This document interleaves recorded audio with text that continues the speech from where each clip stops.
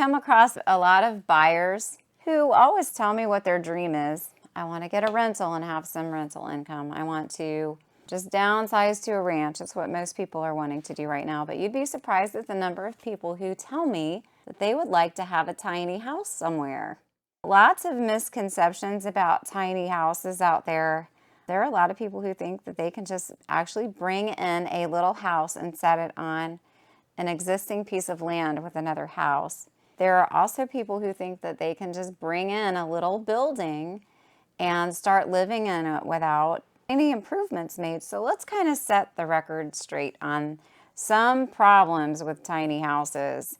To have a real tiny house, they cost a premium in terms of price per square foot. So one would think that the bigger houses would actually be more expensive per square foot, but the opposite is actually true. And I've been told this by a builder.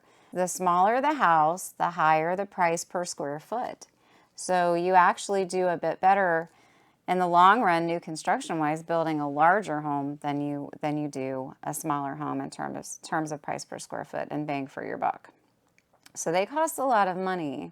Another thing you have to consider is that there are a lot of areas, in most areas, where there's a minimum square footage to building anything to live in, any dwelling. So if you're looking at building a tiny house, there are townships in this area where the minimum is 1,400 square feet.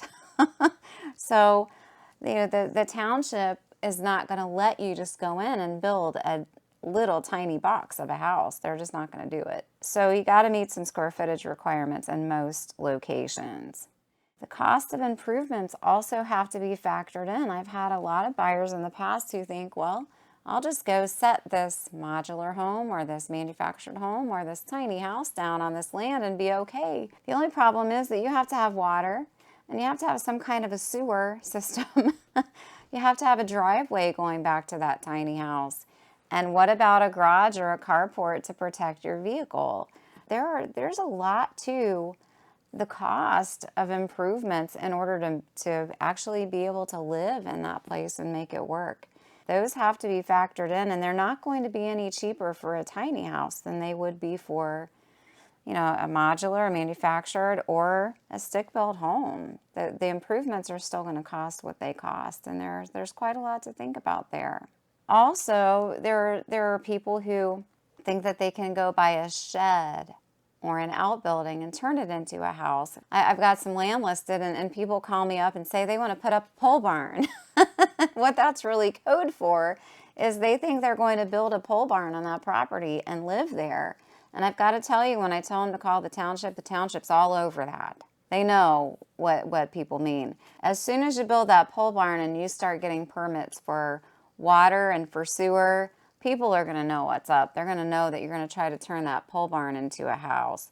That takes skill. It takes plans. It takes design to take such a large pole barn structure and actually start planning out a floor plan. You've got to do that very carefully or you wind up with some really crazy stuff. So again, everything's got to be built to single family code that's required by the county.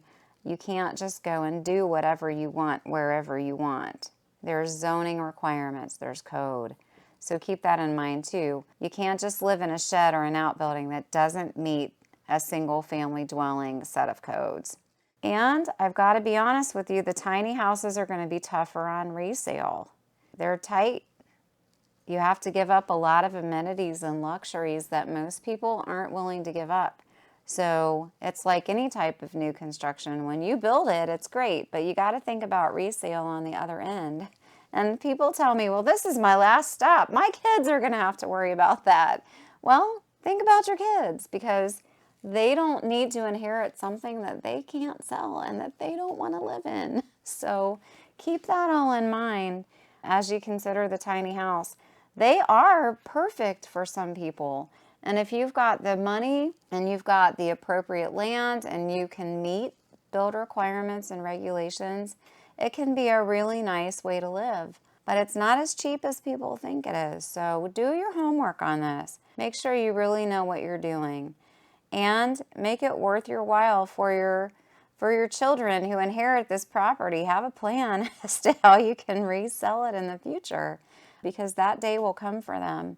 And, you know, you might be thinking it's their problem, but it'll be their problem. If you have questions about tiny houses or anything else real estate related, you know, you can always call me at 513-236-1254. You can private message me. And if you're watching this on YouTube, please feel free to subscribe. Thanks. Bye.